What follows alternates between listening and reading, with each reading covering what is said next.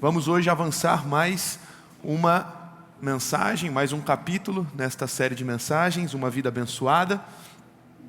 São 7 semanas, estamos na 6ª, já finalizando, estamos na reta final desta série. Eu espero que você tenha sido muito abençoado durante estes dias, sobre estas jornadas que tivemos com o Senhor aqui. Se você perdeu alguma das mensagens anteriores, se você está aqui conosco pela primeira vez, primeiro, seja muito bem-vindo. Segundo, eu quero te inspirar no canal do YouTube da nossa igreja, Amor e Cuidado, ou em qualquer plataforma de áudio, podcast, ouvir as mensagens anteriores. Estamos ensinando o nosso povo, através de princípios bíblicos, sobre uma vida abençoada. Nós estamos entendendo nestas semanas que não trabalhamos para alcançar a bênção, que é o discurso de muitos por aí. Nós, em Cristo, trabalhamos e corremos a partir da bênção, caminhamos a nossa jornada a partir da bênção, porque a partir do momento que entregamos a nossa vida a Jesus, e foi lá a primeira mensagem desta série, tudo é sobre o coração. Ao entregarmos o nosso coração, a nossa vida, as nossas emoções, os nossos caminhos ao Senhor, caminhamos agora debaixo de uma bênção. É o que Efésios capítulo 1, versículos de 1 a 3 nos diz. Eu quero inclusive ler este texto novamente, que é a base da nossa série. Diz o seguinte: bendito seja o Deus e Pai do nosso Senhor Jesus Cristo, que nos abençoou com todas as bênçãos espirituais nas regiões celestiais em Cristo, porque Deus nos escolheu nele antes da criação do mundo. Perceba que ele diz, os abençoou, não os abençoará. Não corremos desesperadamente atrás da bênção de Deus. Se estamos em Cristo, já somos abençoados, e por isso os nossos passos, as nossas ações e atitudes são diferentes e nos levam ao êxito, vivendo uma vida de fato abençoada. Eu quero que você ore comigo antes de iniciarmos esta que é a 6ª e penúltima mensagem da série. Feche seus olhos mais uma vez, abaixe a sua cabeça. Para quê, pastor? Para se concentrar. São tantos estímulos visuais que temos hoje, apesar de alguns já com certeza terem entendido e já dentro do momento do louvor deixarem celular de lado, WhatsApp, e-mails e tantas outras coisas. De repente, até agora o teu coração ainda está um pouco agitado com as preocupações de hoje. De repente, algumas questões que devem ser resolvidas logo então, e você vem para o culto, você quer inclusive prestar atenção e prestar o teu culto também em formato de foco e disciplinando os teus ouvidos ao ouvir a palavra, ao se concentrar naquilo que Deus está fazendo. Mas as questões e as dificuldades que você enfrenta também são tantas. De repente você não conseguiu ainda apresentar isso diante do Senhor. Apresente a Ele. A própria palavra diz, coloque sobre Ele toda a sua ansiedade. Ele tem cuidado de você.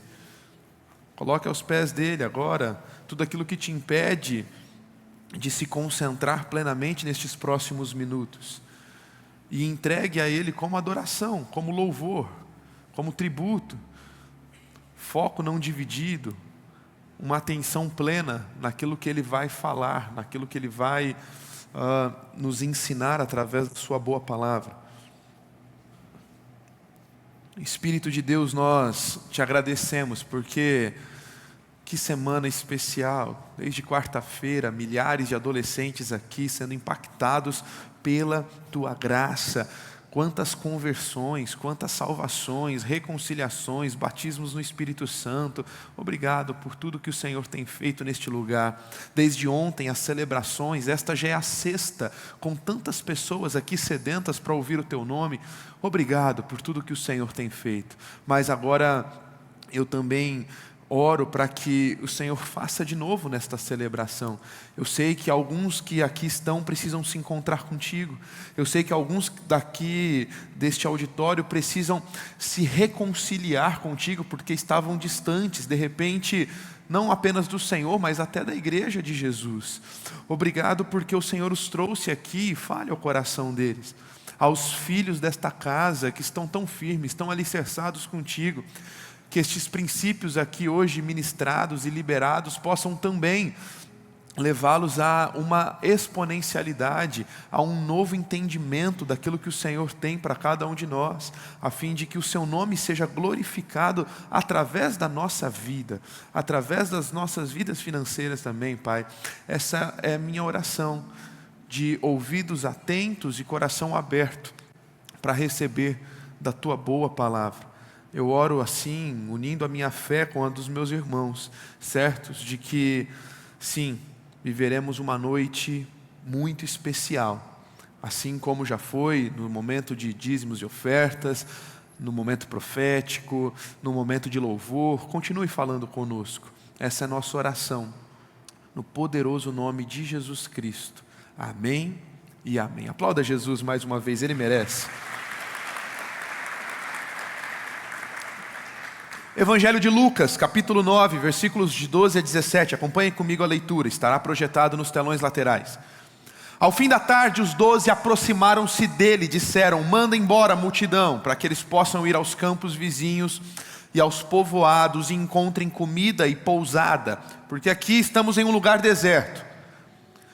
Ele, porém, respondeu: deem-lhe vocês algo para comer. E eles disseram: temos apenas 5 pães e 2 peixes. A menos que compremos alimento para essa multidão. E estavam ali cerca de 5.000 homens. Mas ele disse aos discípulos: façam-nos sentar em grupos de 50. Os discípulos assim fizeram, e todos assentaram. Tomando 5 pães e 2 peixes, e olhando para os céus, deu graça e os partiu. Em seguida, entregou-os aos discípulos para que os servissem ao povo. Todos comeram e ficaram satisfeitos. Os discípulos recolheram ainda 12 cestos cheios de pedaços que sobraram. Bom, Jesus está andando, ensinando, pregando, ministrando às pessoas. E de repente ele se achega próximo a um lugar mais deserto, mais distante dos povoados, e lá estava uma multidão, muito provavelmente trabalhando, muito provavelmente na sua correria diária. Multidão esta que, por 2 relatos bíblicos complementares, falam sobre 5.000 homens. Era uma prática à época, dentro de qualquer recenseamento, qualquer contagem, contavam-se os homens. Mas se o texto ele é enfático ao dizer 5.000 homens, provavelmente também haviam mulheres e crianças. No texto de João, que é um texto complementar, ele diz: fora mulheres e crianças. Então podemos crer que, pelo menos em uma conta muito básica, havia o dobro dos 5.000 pessoas, pelo menos de 10.000 pessoas, além. Alguns estudiosos vão falar de 15 a 20, enfim, haviam muitas pessoas, eram milhares. Estavam nesse lugar deserto e Jesus ele sente compaixão destes, porque ele percebe que eles estavam aflitos, já com fome, já talvez fim do dia, e enfim, ele fala para os seus discípulos: olha, nós precisamos fazer alguma coisa por esse povo, precisamos dar de comer a eles. E os discípulos logo dizem: Jesus, tem um problema, a gente não tem nada, exceto 5 pães e 2 peixes, que também no texto complementar de João, capítulo 6, vai nos dizer que foram fornecidos por quem? Por um menino. Não sabemos o nome deste menino, mas que provavelmente, ao sair de casa cedo também, para esses lugares mais desertos, mais longes, ele deveria ter ido assumir alguma responsabilidade, ajudar algum irmão, trabalhar, e sua mãe certamente colocou lá uma marmitinha para ele, 5 pães, 2 peixes, para que ele pudesse passar o dia. Era o único que tinha alguma coisa a oferecer. Quando André e Filipe, eles pensam: olha, não temos nada, este menino certamente, vendo aquela movimentação, é o que nós vemos não neste texto de Lucas que aqui lemos, mas no texto complementar que conta a mesma história com outras visões, com outras características. Este menino provavelmente lá por perto falou: é o que eu tenho.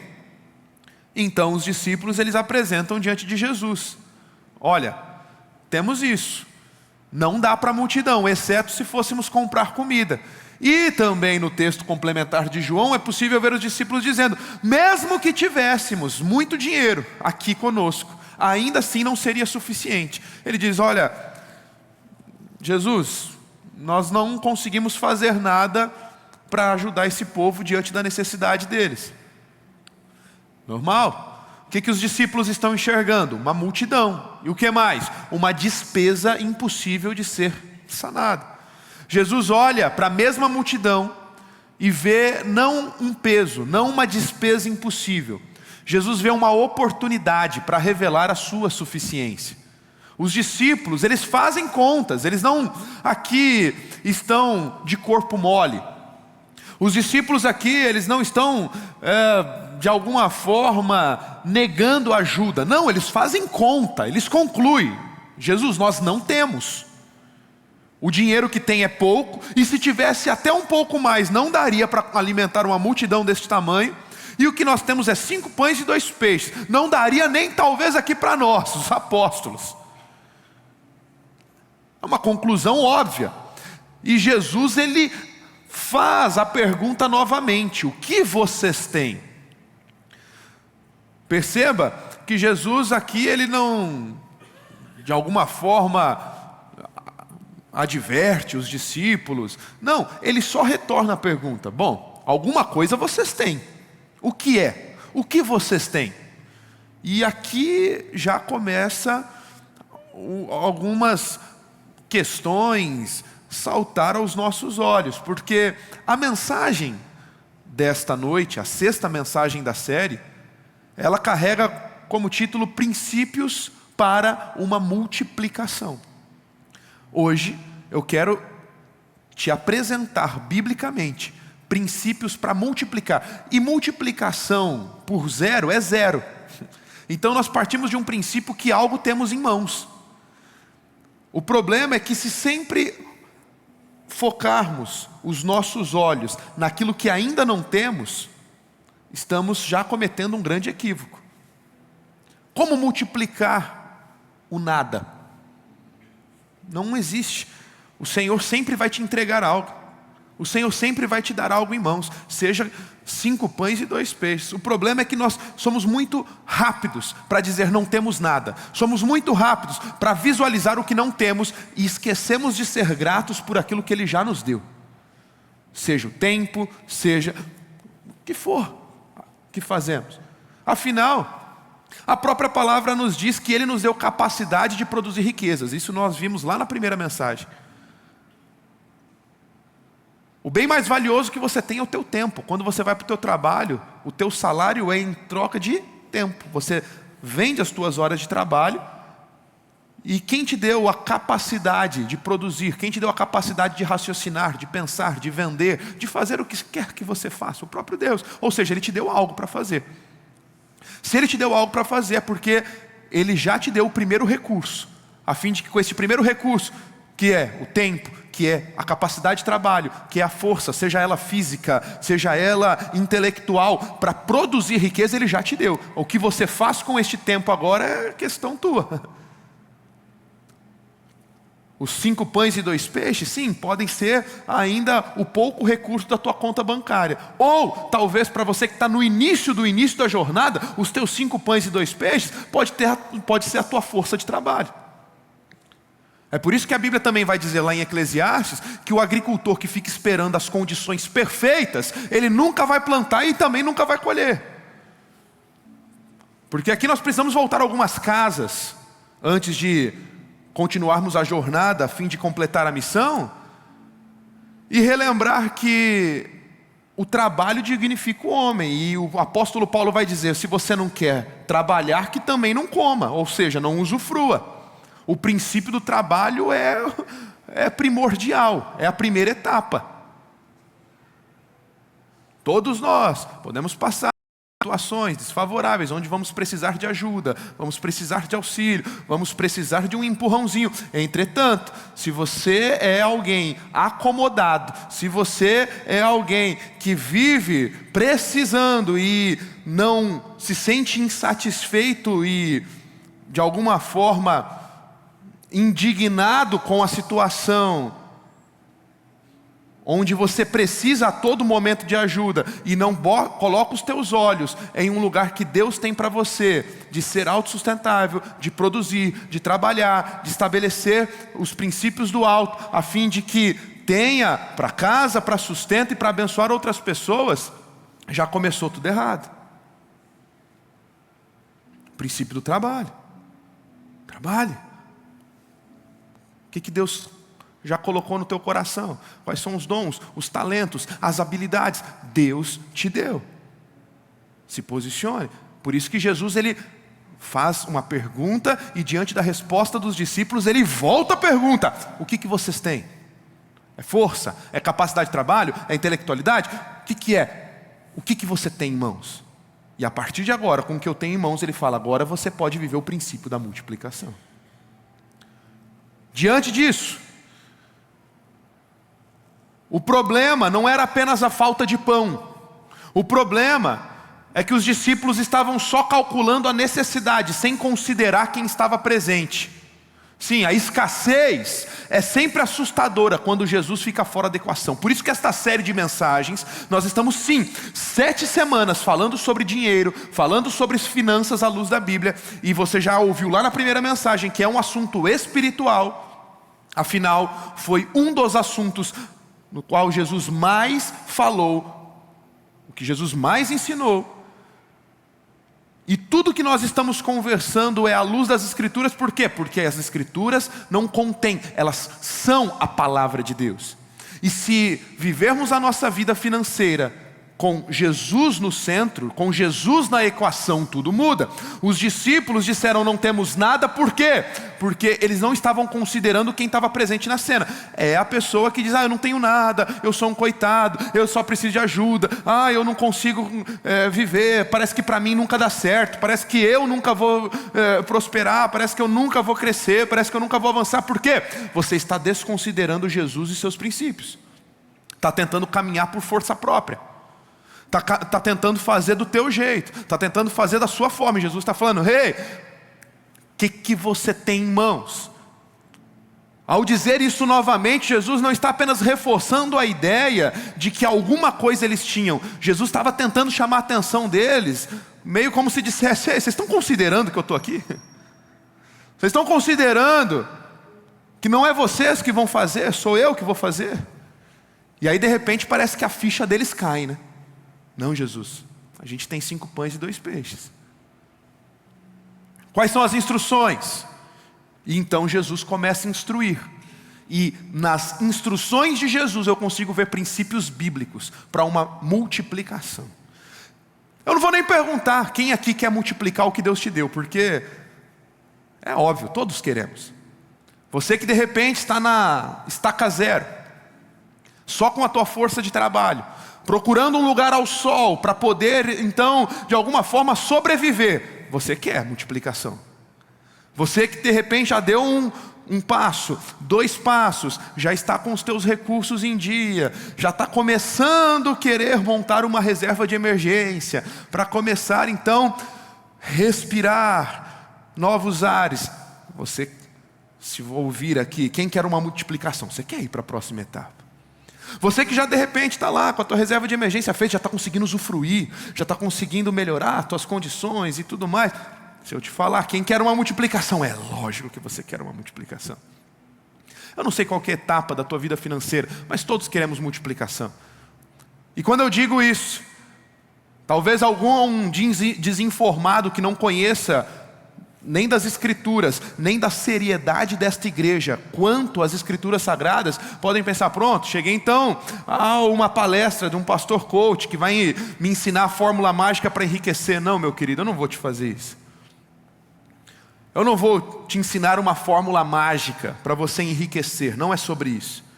Mas eu quero te ensinar aqui, através da palavra de Deus, princípios bíblicos para colocar os teus recursos debaixo do governo de Deus e administrá-los com sabedoria, a fim de permitir que eles cumpram um propósito maior do que nós mesmos. Sim, Deus quer multiplicar os recursos na tua vida. Para quê, pastor? Para que você tenha, primeiro, sustento e provisão. Segundo, para que você não tenha apenas o sustento e provisão e fique no 0 a 0. Se você acha que você nasceu só para pagar a conta e ficar no 0 a 0 e não continuar avançando, você não conhece do caráter do teu Pai, do teu Deus, aquele que te criou para ir além. Ele quer que sim, você pague as tuas contas, sobreviva, tenha provisão, mas Ele quer que também sobre. Eu vou te mostrar isso agora na palavra. Para que sobrar? Sim, para você usufruir e abençoar a tua família, e também poder abençoar a outros que Ele vai colocar na tua jornada. É isso que nós aprendemos lá na primeira mensagem. Qual que é o objetivo de Deus? E nos dá capacidade de produzir riquezas. O próprio texto lá de Deuteronômio 16 vai dizer: a fim de que não haja pobre no meio de vocês. Sim, Deus quer nos dar capacidade de produzir riqueza, a fim de que abençoemos, sim, a nossa casa, mas também todos que estiverem à nossa volta. Porque o cristianismo é a única religião, ou o único pensamento no mundo, o único movimento no mundo, que quando alguém tem sucesso, todos à volta também são bem-sucedidos, e a história mostra isso. A igreja sempre protagonizou os maiores avanços sociais de todo o Ocidente e também no Oriente, através de princípios judaico-cristãos. Então creia que sim, multiplicação é para a tua vida. Sim, Deus quer te abençoar. Sim, Deus quer multiplicar teu pão e a tua semente, a fim de que você seja uma bênção para todas as pessoas que estiverem próximas a você. Quem aqui quer ser abençoado? Quem aqui quer multiplicar? Quem aqui quer que o Senhor abençoe a tua vida e multiplique os recursos? Tá, então vamos lá, vamos para os princípios. Primeiro, anota aí. Multiplicação começa com o reconhecimento da insuficiência. Multiplicação começa com o reconhecimento da insuficiência. Anote, isso é importante. Os discípulos dizem: Jesus, nós temos apenas 5 pães e 2 peixes. Eles precisaram, em primeiro lugar, admitir que o que tinham não era suficiente para que aquela multidão pudesse usufruir. O orgulho, ele sempre vai tentar esconder.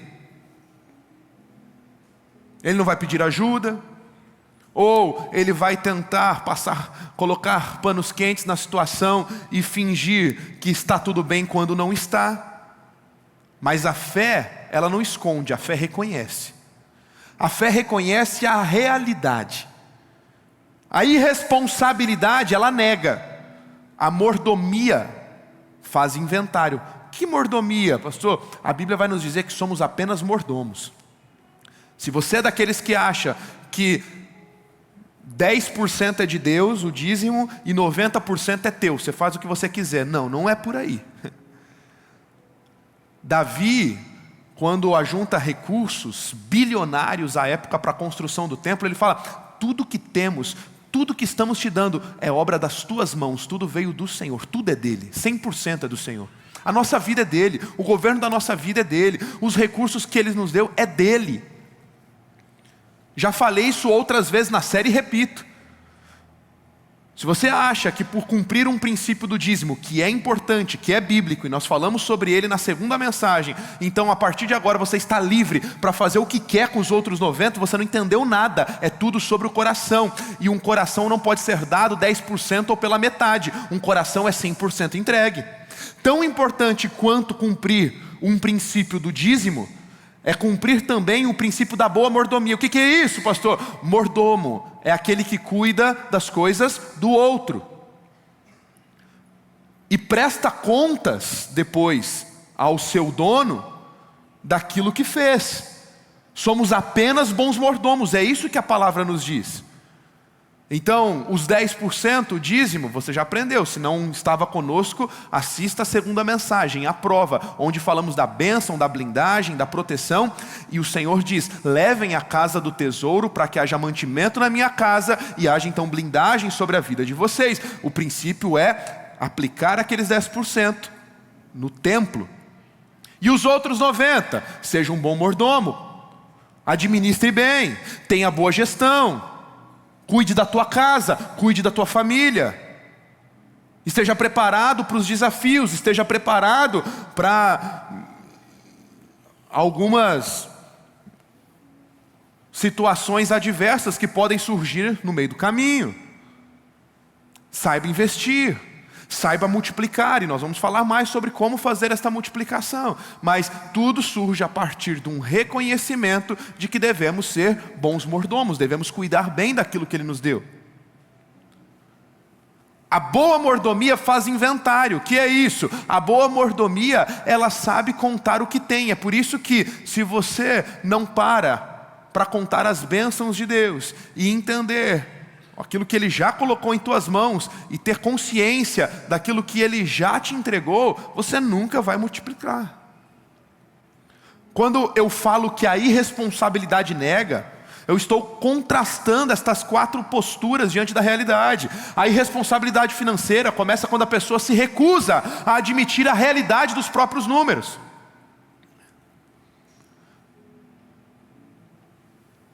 Esta série tem aberto os olhos de tantos dos nossos membros, da nossa família, Amor e Cuidado. E tem sido um privilégio podermos, como pastores, atender a muitos que, diante das realidades apresentadas nessa série, estão nos procurando e dizendo: pastor, eu preciso de ajuda, eu preciso melhorar. E aqueles que estão ouvindo, reconhecendo e colocando os princípios em prática, estão mudando de vida. Entretanto, ainda existem alguns que se negam a admitir a realidade do que os números estão mostrando.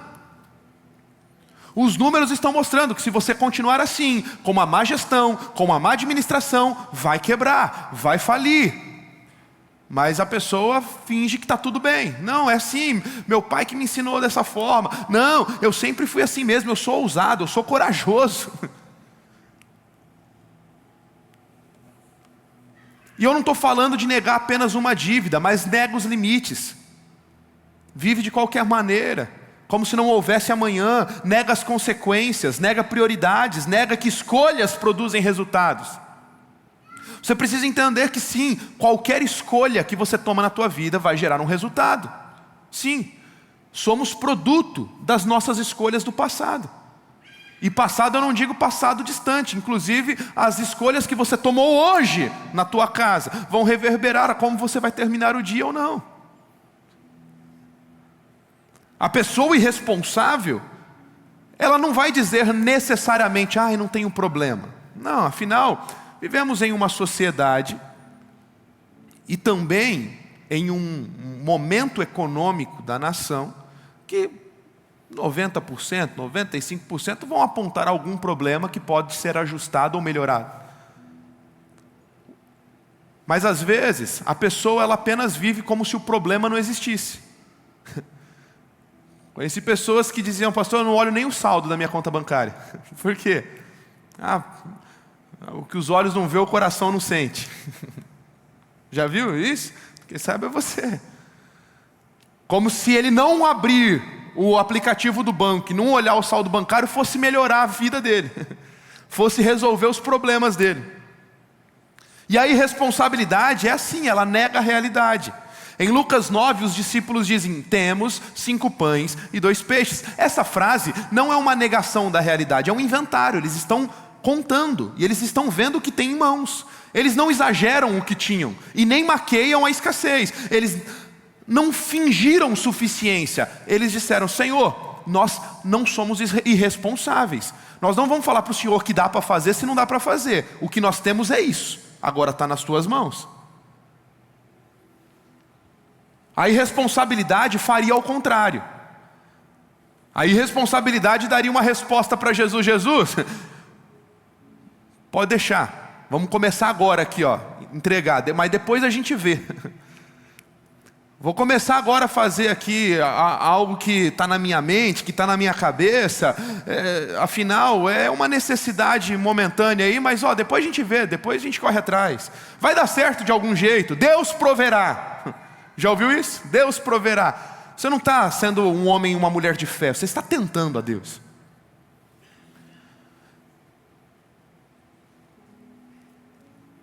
Quem sabe você que está vivendo um período difícil, um período de escassez na tua vida, seria até mais fácil para você ouvir de mim. Pastor, tudo que eu queria ouvir é, traz qualquer coisa que você tiver aí, até o que você não tem, e Deus vai multiplicar. Desse púlpito você não vai ouvir isso. Eu já vi exageros na internet. Eu sei que, já falei lá na primeira mensagem desta série, que por muito tempo, aqui deste púlpito, falamos pouco sobre o assunto, com medo de sermos confundidos com os pastores charlatões da internet. Mas depois entendemos que não é porque os maus estão fazendo errado que a gente tem que se calar, a gente tem que ensinar o nosso povo de forma bíblica. Eu já vi isso acontecendo em internet e afins. Está endividado, está sem dinheiro, está quebrado, faz o seguinte, vai lá no banco, pega um empréstimo, dá tudo para a igreja, dá para o reino de Deus, e o Senhor vai te abençoar e vai multiplicar sobre a tua casa, e você vai quitar suas dívidas. Nesse púlpito você nunca ouviu isso e nunca vai ouvir. Isso é tentar a Deus, é dar do que você não tem. E dar do que não tem é fácil. Quero ver dar do que tem. Os pastores, charlatões, aqueles que estão olhando com interesses escusos para você e só querem o seu dinheiro, vão te falar, vem cá, está devendo aí, está quase para cortar a conta de luz em casa, está com parcela do cartão atrasada, está no rotativo, está com bola de neve, vem aqui, aquilo que você ia usar para pagar as suas dívidas, vem cá, entrega aqui. Não, desse jeito não. Conserta a tua vida, seja um bom mordomo, seja um bom administrador, e com aquilo que Deus multiplicar, aí sim você consegue honrar ao Senhor com as suas ofertas. Conserta a tua vida. Eu sei, seria mais fácil para você se eu falasse isso. Quem sabe, é por isso que muitas pessoas caem nesses papinhos. Primeiro porque não leem a Bíblia, e segundo porque é o caminho mais fácil. É mais fácil acreditar numa mentira dessa. Que eu vou pegar do que não tenho para dar na igreja para Deus multiplicar de forma sobrenatural. Mas Deus nunca vai fazer aquilo que é para você fazer. Aquilo que Ele nos deu como responsabilidade, Ele pede que eu e você executemos. A boa mordomia, a boa administração, a boa gestão dos recursos. Deus proverá. Não serve para quem está no caminho contrário a estes princípios. Quando entrar mais dinheiro eu resolvo. Já percebeu isso? Você diz esta frase desde quando era um adolescente ganhando um salário no estágio. Quando eu ganhar mais, quando o salário aumentar mais, quando eu tiver mais dinheiro eu vou resolver a minha vida. E só desta época até hoje onde está, já foram tantas promoções, o teu salário já dobrou tantas vezes e os problemas continuam. Eu não preciso fazer conta. O problema é do meu gerente que me deu crédito. Já viu esses? A brincadeirinha que tem na internet com fundo de verdade. Você ganha 10 e o limite do cartão é 10, então o teu salário é 20. O gerente que deu o limite que depois corra atrás. Isso não é fé, isso é negação da realidade. Fé não fecha os olhos para a realidade. Fé olha a realidade por inteiro e ainda assim reconhece que Deus é maior que ela. A irresponsabilidade chama desordem, de liberdade. Muitas pessoas dizem, eu não gosto de viver preso a um orçamento. Orçamento não é prisão.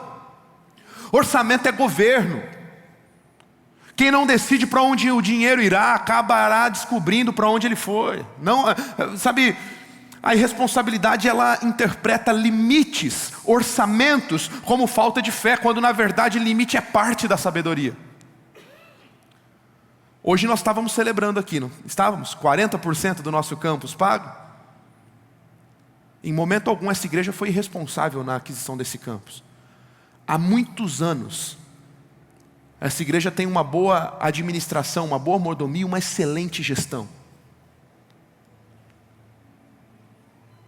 Época da pandemia, quantas igrejas fecharam as portas e acabaram fechando até o CNPJ, porque morreram. Não tinham como pagar as contas. Essa igreja, fechamos as portas e ainda assim, durante 2 anos de pandemia, não demitimos um funcionário sequer, que é uma equipe gigantesca, não só de pastores, mas de líderes que estão espalhados por todo o Brasil, são 25 igrejas, não demitimos ninguém sequer, pagamos o aluguel deste lugar, que ainda à época era alugado integralmente, não diminuímos R$1 do aluguel, pagamos tudo que precisávamos pagar. Pastor, como? Porque desde sempre respeitamos a um orçamento que é altamente adaptativo. O orçamento ele não é fixado, ele é adaptativo. Afinal, Tem meses que entra uma quantia, tem meses que entra outra, e o orçamento precisa se adaptar, assim precisa ser na tua casa. Principalmente é você que não tem um salário fixo. E até você que tem um salário fixo. Se você vive sempre no 0 a 0 e não planeja, de alguma forma se equilibrar, ter pelo menos 2, 3 orçamentos completos, guardados. Não estou falando em grandes investimentos, você não precisa ser um expert em investimentos. Seja num CDBzinho simples, de um banco coerente, de um banco correto. Não é esses bancos aventureiros que vão surgir por aí, né? Os master da vida, te prometendo uma rentabilidade enorme. Já ouviu que não existe almoço gratuito? Aqueles que te entregam demais por aqui estão te tomando de lá. Desconfie. Seja pé no chão. Os bancos mais seguros, que estão há mais tempo no mercado. Um CDB, te pagando aí numa renda fixa que hoje está alta, uma rentabilidade de 100%, 101% no máximo aí do CDI. É isso aí. Tenha lá. Por quê? É o que essa igreja tem feito já há anos. A fim de que quando os imprevistos chegam, continuamos honrando os nossos compromissos. Quando fomos comprar este lugar, adquirir este lugar, não foi só festa, soltando fogos aqui, assinando o contrato. Ficamos meses com toda a equipe financeira desta casa, ajustando o orçamento, corta aqui, corta ali. Depois de adquirir o campo, 60 parcelas, da mesma forma. E isso nos possibilitou viver os milagres exponenciais de Deus. 24 parcelas, 40%, todos os meses, sem atrasar. E ainda fases de construção da escola, do colégio, tantas outras coisas que temos que fazer. E eu acho incrível como a multiplicação de Deus se dá através de posicionamento de obediência. Porque não pagamos nenhuma parcela adiantada. Hoje, durante esses 24 meses, nenhuma foi adiantada, mas não atrasamos um dia sequer. Todos os meses, na data prevista para pagamento da parcela, lá estavam os recursos, por conta de boa gestão, boa mordomia e boa administração. Olha o que Provérbios 21:5 diz: os planos bem elaborados levam à fartura, mas o apressado sempre acaba na miséria. O que é o apressado sempre acaba na miséria? É o camarada que quer colocar a carroça na frente dos bois. Ele quer ter aquilo que ele ainda não pode, simplesmente para mostrar e ter status. E o brasileiro está muito acostumado com isso. Somos talvez uma das poucas nações do mundo onde a prática do parcelamento é tão forte, tão constante. Não sou contra o parcelamento. Alguns especialistas dizem que se você tem gestão, mordomia, administração, sabe fazer, tem o dinheiro investido e o parcelamento é sem juros, você consegue até deixar o teu dinheiro rendendo aplicado e você desconta a inflação deixando lá parcelado em 10, 12 vezes sem juros. O problema é que não é isso que o brasileiro faz. Ele não tem o recurso para comprar à vista, deixa investido e parcela em 12 para descontar a inflação. O que ele faz? Ele não tem o recurso, ele não tem o dinheiro, mas ele parcela em 12, depois eu vejo. Depois a gente vê. Depois a gente resolve. Basta cada dia o seu próprio mal. É o religioso, ele usa até a Bíblia para tentar justificar os seus erros. Depois a gente corre atrás, depois a gente tenta pagar. E fica de bola de neve em bola de neve. Mal acabou de fechar um parcelamento de um celular, porque ele quis ter o celular que ele não podia ter. E aí daqui a pouco ele já está parcelando outras coisas. Aí quando surgem as necessidades, quebra um carro, precisa trocar um pneu, aí ele vai, parcelamento atrás de parcelamento. E a bola de neve do cartão de crédito continua a crescer. E quando você vê, você está lá, mal consegue respirar, mal consegue viver. Por quê? Tentou a Deus. Deus proverá? É assim que o crente age? Não, não é assim que o crente age. O texto não diz que fartura vem de apenas oração, ele fala de planejamento. A irresponsabilidade nega a relação entre decisão e consequência. A pessoa compra sem poder, parcela sem calcular, assume compromissos sem margem e depois chama o resultado de ataque espiritual. Pastor, ora por mim. Faz uma oração forte, eu estou sendo muito atacado pelo demônio. Pastor Gerson Costa nos abençoa tanto nesta área financeira. Uma vez pregando ele disse, olha, Que lá na igreja dele ele fala o seguinte: quando alguém chega, pastor, estou sendo atacado, o demônio está furioso, o devorador está vindo. Ele fala assim: ó, pega a fatura do teu cartão, traz aqui para mim. E aí ele coloca a fatura do cartão na frente dele e fala assim: mostra aqui para mim, qual foi desses itens que foi o devorador que fez a compra aqui? Qual desses itens aqui que foi o capeta que comprou aqui sem consultar você? Pegou o teu cartão, o número do cartão e saiu comprando. Meus irmãos, com muito carinho, com muito zelo, preste atenção, eu digo isso aqui com muito zelo e muito temor diante de Deus. Nem toda crise financeira é perseguição. Algumas são colheitas. Sim, há pessoas que enfrentam escassez por circunstâncias que não escolheram. Por favor, me entenda, eu não estou sendo ou faltando com empatia. Doenças podem acontecer, desemprego, crise econômica, abandono, perdas inesperadas. Eu sei a realidade do país que nós vivemos. A realidade do país que vivemos, fruto de tanta corrupção, fruto de tantos desajustes e de tanto paternalismo nas relações do governo. A verdade é que a grande realidade não sei nem a porcentagem certa, não sei um estudo apropriado, mas eu diria que num chute aí, pelo menos de 70% a 80% da nossa nação brasileira não sabe nem o que é reserva de emergência. E de repente, diante de uma forma que você foi ensinado a não contar com imprevistos, um dia a doença chegou. Um dia a crise bateu a porta, você quebrou e não esperava. Não estou dizendo que o crente não passe por isso. Lembra que Jó perdeu tudo por desastres que ele não pôde prever ou controlar. Temos aflições. Eu não quero faltar aqui com empatia para você e dizer: tudo que você está passando é colheita. Não. Sim, existem algumas perdas inesperadas ao longo do processo que podem te fazer passar por um período de escassez. Mas não é a grande maioria. A maioria absoluta de cristãos que temos ensinado e observado estão sofrendo consequências por um padrão. Que padrão? Gastam mais do que ganham. Não sabem nem quanto devem.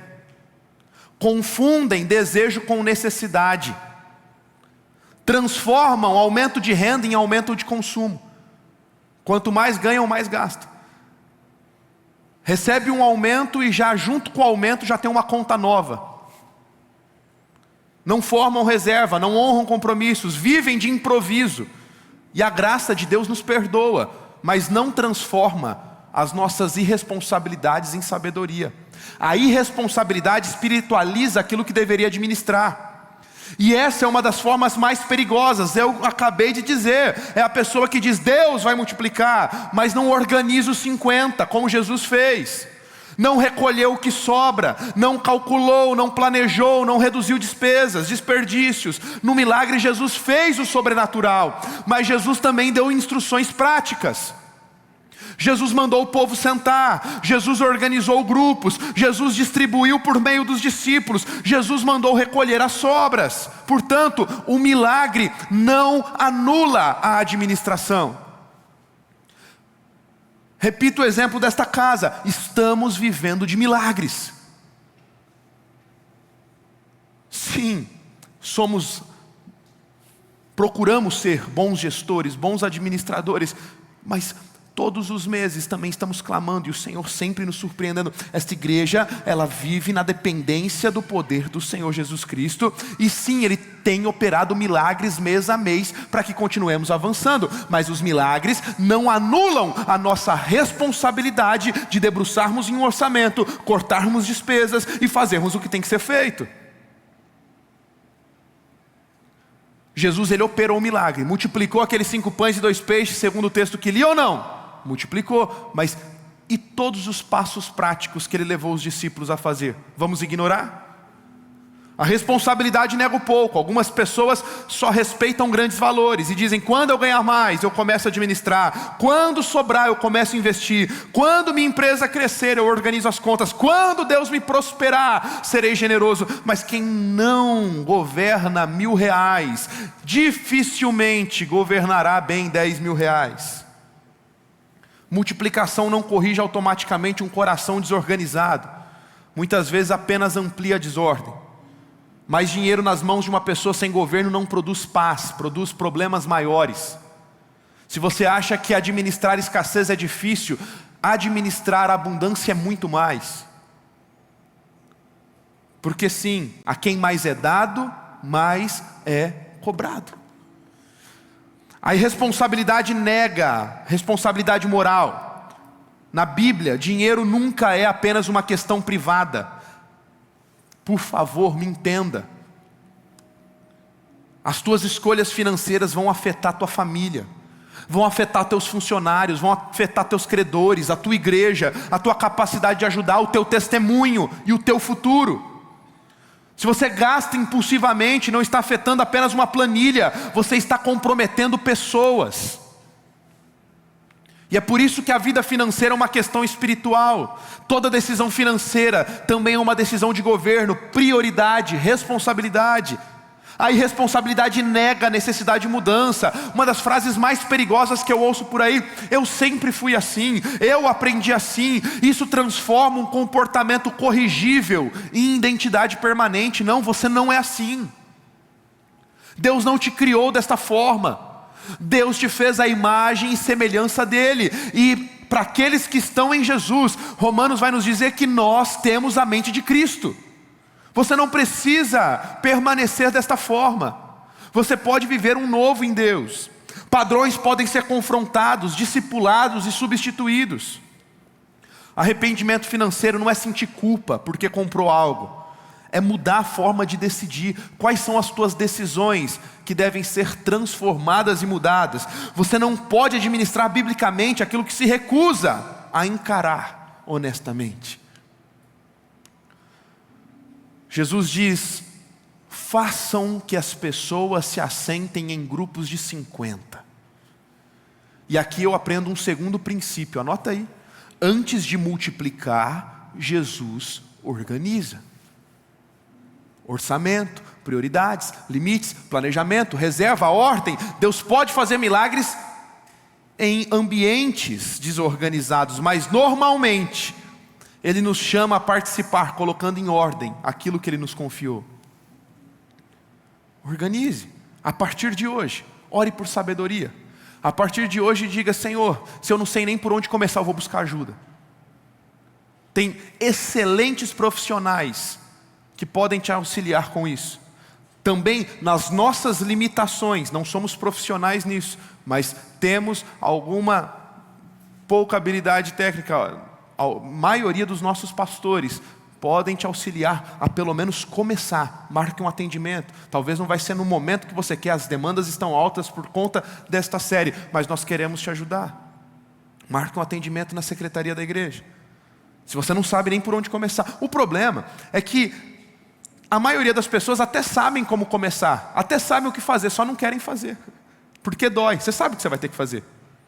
Você vai ter que deixar coisas supérfluas, você vai ter que ajustar o teu orçamento, você vai ter que abrir mão de algumas coisas que já fazem parte da tua rotina, por um período indeterminado, até que as coisas se ajustem. Mas eu queria que você orasse ao Senhor hoje e dissesse: Senhor, eu preciso pelo menos começar. Eu preciso pelo menos recalcular a rota. E depois de organizar o povo, Jesus ele toma aqueles 5 pães e 2 peixes. Aprenda isso agora, anote esse terceiro princípio. O que temos precisa ser colocado sobre o governo de Cristo. E aqui entra a consagração. Consagração primeiro do quê? Da tua vida. E é por isso que eu quero insistir que é tudo sobre o coração. Não dá para você viver tudo que eu estou te mostrando hoje na palavra, se em primeiro lugar você não entregar o governo da tua vida a Cristo. Hoje eu vou te dar a oportunidade ainda de se render a Ele, de reconhecer Jesus como teu Senhor e Salvador. Tem muita gente que coloca Jesus como Salvador.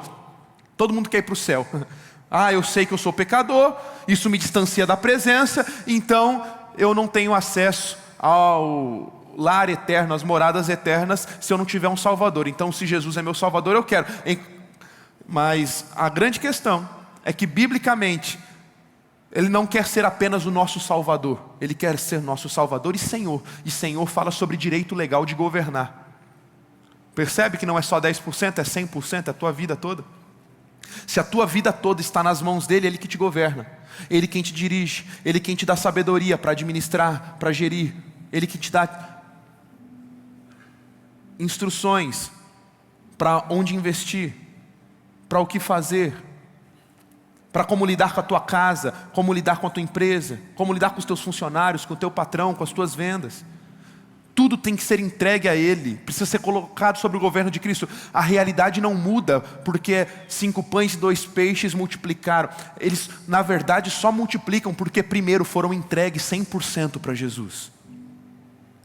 E aí é óbvio, se você já entregou 100%, você não vai ter dificuldade em entregar os 10 no lugar que Ele mandou entregar, que é o dízimo. Você não vai ter dificuldade em ser um ofertante. Você não vai ter dificuldade em fazer este mesmo gesto que ilustra a disposição de colocar recursos à disposição de Cristo. E Jesus não pede o que você não tem, Ele começa perguntando o que está nas tuas mãos.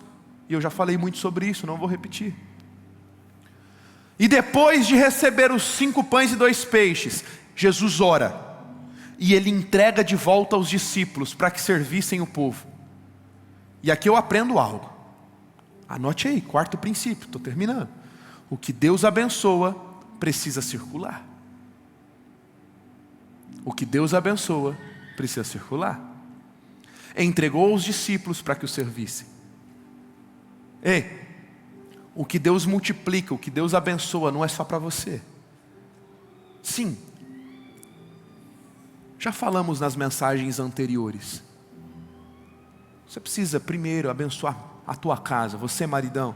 Não é só ver a conta bancária aumentando os dígitos e não abençoa a tua esposa, não cuida dos teus filhos, não usufrui daquilo que Deus te deu a fim de poder, dentro da tua realidade, não provando e tentando a Deus, mas dentro da tua realidade, por exemplo, abençoando a tua casa com umas férias de qualidade, uma viagem bacana. Se Deus tem te abençoado, Deus tem te prosperado, se cabe no teu orçamento, com um carro condizente com aquilo que Ele te deu, com uma casa bela, não independente se uma mansão ou um pequeno apartamento, dentro das condições que Ele te deu, sendo o melhor lar para a tua família, bem cuidado, bem administrado, bem zelado, limpinho. E depois, é só isso? Tem gente, não, tá bom. Só fala tá bom quem não conhece do caráter de Deus e não entende o propósito das finanças. Sabe por que Deus quer te dar mais do que o suficiente para a tua casa? Para que você também possa ser um abençoador. Precisa circular. Dá uma agonia de ver gente que só quer tirar vantagem nos negócios. Faz parte do jogo, gente. Faz parte da negociação. Você vai comprar um carro, você vai comprar uma casa, você vai fazer uma compra no comércio. Faz parte, negociar. Ok? Negociar é uma coisa. O problema é o camarada que só quer para ele. Uma boa negociação é justa para ambas as partes. Se você é daquele cara, se você é daquele tipo que chora e quer espremer até a última gota do vendedor para tirar até a comissão dele, o negócio que não é bom para os dois, não está valendo a pena. Você não está fazendo circular a bênção. Seguinte, chegou, tem desconto? Vai pagar à vista, tem desconto? Tem. Justo, justíssimo. Não dá para fazer uma margem maior, tá bom, chega.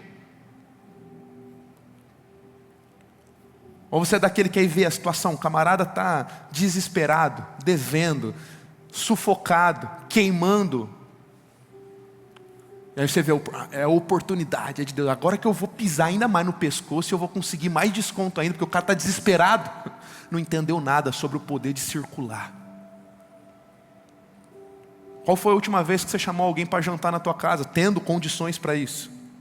Né? Qual foi a última vez que você abençoou alguém da tua família, alguém da tua empresa, algum amigo, com um simples ato de serviço que seja? Essas coisas reverberam, essas coisas são abençoadoras. Olha o que 2 Coríntios diz: Deus suprirá, aquele que dá semente ao que semeia e pão para alimento, também suprirá e aumentará sementes e multiplicará os frutos de justiça de vocês. E o texto continua dizendo: a fim de que Deus seja glorificado por meio das suas ações generosas. Eu lembro uma vez, contando rapidamente, eu lembro uma vez que, muito tempo isso, já faz alguns anos, nossos escritórios não eram nem aqui no campus Bela Vista, nossos escritórios eram lá no campus Centro, Rua Floriano Peixoto, número 53. E aí no final do expediente, recebi alguns jovens, nós estávamos numa reunião sobre a juventude da igreja, e saímos de lá, nós tínhamos uma prática constante de, sempre ao final do expediente, a gente ia numa casa de pão de queijo, que ficava lá perto do centro, nem sei se ainda existe, e a gente comia lá e tal, e eu lembro até hoje, foi uma experiência marcante para mim. E aí eu lembro que na hora de pagar, nós estávamos em 3, 4 pessoas, nós começamos algo comum entre nós, comum. Não, pode deixar que hoje eu pago, pode deixar que hoje é comigo, hoje eu vou abençoar vocês. Não tira a minha bênção. Hoje... E nós ficamos lá, nós 3 ou 4 pessoas, meio brigando para ver quem quer pagar a conta. E de repente, sem esperar, eu olho assim, a moça do caixa está chorando. Falei, gente, o que aconteceu? Será que ela está passando bem? Será que aconteceu alguma coisa? Falei, moça, o que foi? Pelo amor de Deus. Ela falou assim, eu nunca vi gente brigando para ver quem paga a conta do outro. Eu me emocionei aqui porque ela falou desse jeito para nós. Eu já vi tanta coisa e eu vivo na minha casa tanta coisa por conta de gente mesquinha. Me emocionou aqui. O que vocês têm de diferente? Por que vocês estão brigando para pagar a conta? E aquele dia a gente teve a oportunidade de pregar o evangelho para aquela moça e levar ela a confessar Jesus, por conta que nós estávamos fazendo algo que é muito comum entre nós, brigando para ver quem pagava a conta um do outro. Um ato generoso. É 2 Coríntios em prática. Deus supre o pão para o que come, é o teu sustento, mas Deus também dá para você, Ele supre para você a semente, que não é tua. Não come semente você não come, semente você planta em terreno fértil. E Ele supre a semente, a fim de que, quando você for generoso e plantar a tua semente, aquilo resulte em glórias e louvor a Deus.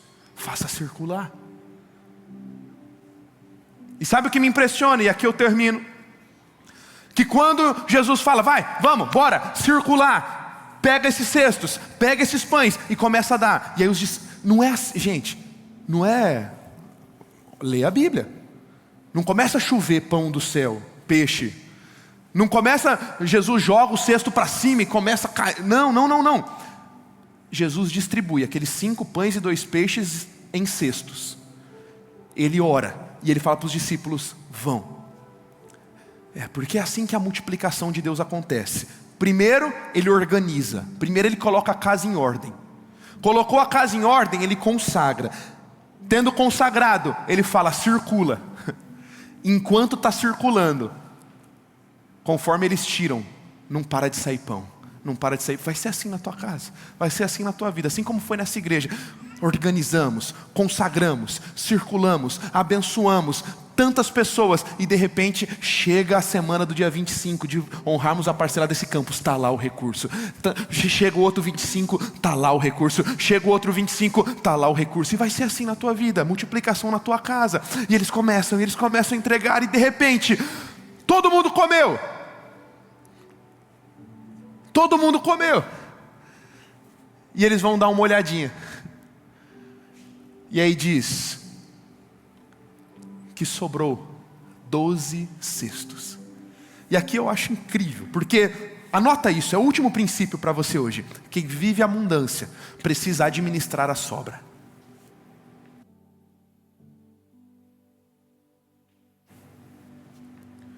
Sim, a prova de maturidade não é apenas o que fazemos quando falta, é o que fazemos quando sobra.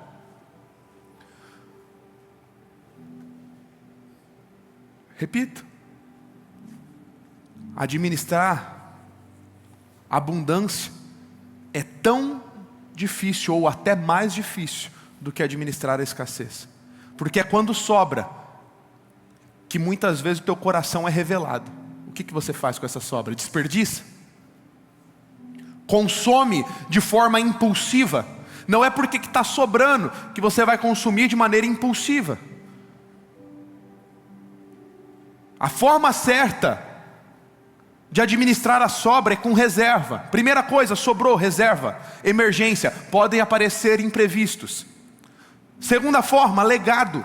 A palavra de Deus diz que o homem de bem deixa herança aos seus filhos. E esta palavra herança não é só a herança espiritual, é a herança de patrimônio também. Legado, projeção de futuro. Preparar o terreno para as próximas gerações. E não apenas no que você vai deixar, mas como você está ensinando. Nós precisamos urgentemente ensinar estes princípios para a nova geração, a fim de que não se percam, a fim de que vivam num país melhor. Existe uma agenda demoníaca que está sendo instaurada há décadas no nosso país, tirando do nosso povo o direito e a beleza de ter educação financeira. Não é de interesse dos nossos governantes que o nosso povo se torne um povo maduro no que diz respeito às finanças. Para quê? Para que se tornem escravos de assistencialismo barato, dependam do governo, então fiquem na mão dele. Precisamos ensinar, e esta é uma responsabilidade nossa, pais. Na nossa escola, no nosso colégio aqui temos educação financeira para as nossas crianças, mas não deve ser terceirizado para a escola apenas. Nós precisamos deixar legado para as próximas gerações. Com a sobra, além da reserva, além do legado, precisamos ser mais generosos. Porque a reserva e o legado é o primeiro passo. Você reserva para emergência. O legado você ensina, você deixa herança. Legado é o que você deixa no coração dos teus filhos. Então, as viagens, as bênçãos, aquilo que você vai abençoá-los na hora certa. Porque também o pai que quer deixar um legado, ele não dá para o filho o que o filho quer e na hora que o filho quer. Se de Deus ouvimos mais nãos do que sim, porque você deveria fazer o oposto com o teu filho? Nem tudo que o teu filho quer para a hora que ele quer e do jeito que ele quer. Aprenda a fazer ele aprender a dar valor e respeitar os processos, respeitar as etapas. Mas no momento certo, na hora certa, abençoe-os. E aí, com tudo isso, seja mais generoso. O que Deus te dá não é só para você. Como disse, historicamente, pode pesquisar, o cristianismo, a cultura judaico-cristã, foi a grande responsável pelos maiores avanços sociais no mundo todo. O cristianismo é a única confissão de fé no mundo que quando a vida de alguém melhora, deste cristão melhora, quem está em volta também melhora. Tem que ser assim. O cristão é abençoador, ele é diligente nas ofertas. Faça isso. Ore. E é por isso que nós temos clamado. Por muito tempo o Brasil ficou à mercê dos grandes e dos poderosos, que tiveram a sua chance e a sua oportunidade, mas escolheram a corrupção, escolheram o egoísmo, escolheram reter tudo para si. Mas de tempos em tempos Deus vem com um limpa, e eu creio numa transferência de recursos. Se prepare, igreja. Deus vai limpar. Eu creio. E haverá transferência de recursos das mãos dos ímpios para dos justos. E você que é justo precisa estar preparado para ser um abençoador e se tornar uma árvore frondosa que vai abrigar muitas famílias. Eu fico imaginando aquele menino, gente, e eu termino com isso. Saiu com 5 pães e 2 peixes de casa, e de repente ele volta com meio cesto daqueles cestos que sobraram, que seja. E a mãe dele olhando para ele falou assim: que isso, menino? Mãe, eu só encontrei um homem, eu entreguei tudo na mão dele, eu fiz um ato generoso, mas eu aprendi hoje que ninguém ganha dele na generosidade. E hoje eu estou voltando com um cesto ainda mais cheio para casa. Foram alimentados milhares de pessoas, mãe, e ainda sobraram 12 cestos. Os discípulos começaram aquele dia orando, olhando para o que faltava. Jesus terminou o dia mostrando para eles aquilo que sobrava. Eles viram 5 pães, Jesus viu milhares de pessoas alimentadas. Eles viram 2 pequenos peixes, Jesus viu 12 cestos cheios. Eles perguntaram: o que é isso para tanta gente? Jesus mostrou: nas minhas mãos isso é suficiente para começar. Porque o grande princípio da multiplicação não é fingir que o pouco é muito, é reconhecer que o pouco continua sendo pouco, mas Jesus continua sendo suficiente. Eu não estou te chamando para negar a realidade e olhar o pouco que você tem e falar: não, é muito, eu posso fazer o que eu quiser. Não, voltamos lá para o início da mensagem. Eu não estou te sugerindo irresponsabilidade. Eu estou te sugerindo experimentar a suficiência de Cristo. Falar: Jesus, o Senhor é suficiente, o Senhor tem o governo da minha vida, por isso me ajuda a administrar, me ajuda a organizar, me ajuda a investir e me ajuda a fazer com que sobre, a fim de que o teu nome seja glorificado em mim e através de mim. Fique em pé no teu lugar, eu quero orar por você. Entrega a sua vida a Jesus. Feche seus olhos, quero orar por você. Entregue sua vida a Jesus. É o primeiro passo. É o primeiro passo. Entregue o governo da tua vida. A Bíblia diz que se confessarmos com a nossa boca que Ele é o Senhor e crermos em nosso coração, seremos salvos. Não há como viver tudo isso na sua moralidade ou no seu senso de justiça. Somos falhos. O pecado que habitou no mundo nos afastou do propósito. Só em Cristo encontramos suficiência e governo para viver tudo isso que eu preguei nessa noite. Por isso, entregue-se a Jesus. Você só precisa confessar com a tua boca e crer no teu coração. Crer você já está fazendo. Confessar, eu quero te conduzir a isso. Eu vou fazer uma oração. Toda a igreja vai repetir esta oração. E diante disso, se estas palavras que eu disser forem uma expressão sincera do teu ser, repita elas em alta voz. Igreja, amor e cuidado, me ajude. Diga assim comigo: Senhor Jesus, nesta noite eu entrego o governo da minha vida nas tuas mãos. Reconheço que sem ti eu nada sou. Então entrego as minhas emoções, as minhas ações em tuas mãos. Muda a minha história. Eu nunca mais serei o mesmo. Diga assim também em alta voz. Vamos lá, igreja. Senhor Jesus, e eu que estava distante, como aquela ovelha perdida, hoje eu volto para casa. Hoje eu volto para o Senhor. Hoje eu volto para a tua igreja. Hoje eu entrego o governo da minha vida nas tuas mãos. Deixa eu fazer uma pergunta antes de terminar. Eu ainda vou fazer uma oração final por multiplicação na tua vida, na tua casa. Eu não vou te chamar aqui à frente.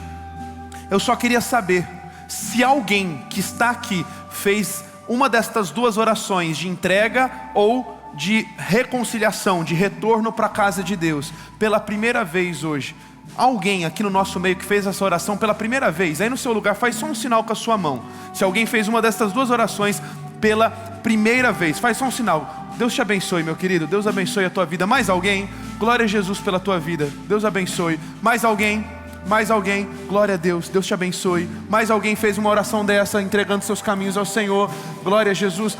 Igreja, eu acho que nós podemos aplaudir a Jesus e agradecer a Ele por estas pessoas.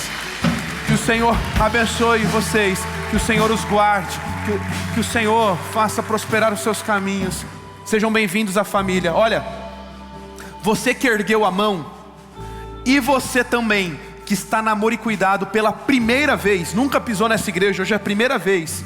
Aqui à minha direita, à sua esquerda, tem nossos pastores. Eles estão aqui, estão te esperando. Você que ergueu a mão, ou você que está pela primeira vez, assim que eu fizer a oração final, vem aqui, 2 minutos do teu tempo. A gente quer te dar um presente para marcar esse dia. É um devocional, um livro da nossa igreja. Queremos te abraçar, queremos dizer que você é bem-vindo à casa, bem-vindo à família. Por favor, não vá embora. 2 minutinhos, nós te esperamos aqui para te dar um abraço, tá bom? Assim que eu fizer a oração final, você pode ir para lá.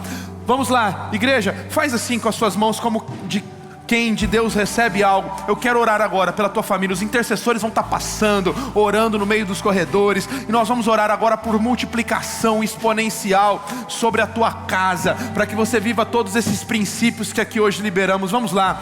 Jesus, eu te agradeço pelo teu amor, eu te agradeço pela tua graça que nos alcançou, e nesse momento eu oro pela vida dos meus irmãos. Eu oro pela vida de cada um dos teus filhos que aqui estão, para que vivam multiplicação, para que não apenas tenham o suficiente para viver, mas tenham também abundância, para desfrutar e serem árvores de copas largas, a fim de produzir sombra para outras famílias. Eu oro, Deus, para que o teu povo tenha boa administração, boa gestão, bom testemunho, a fim de que a multiplicação chegue em seus lares. Eu declaro cestos, 12 cestos cheios de sobra, a fim de que também administrem a sobra e não apenas a falta, e vivam o extraordinário em Jesus. O extraordinário em Jesus. Eu oro assim com muita fé no meu coração. Deus, obrigado por esta noite, por este fim de semana, por tudo que o Senhor fez e continuará fazendo no coração do teu povo. Deus, que o teu amor, que a graça maravilhosa de Jesus o Filho, as consolações e a íntima amizade com o amado Espírito Santo, com o teu povo hoje e para sempre. Amém, amém e amém. Deus te abençoe.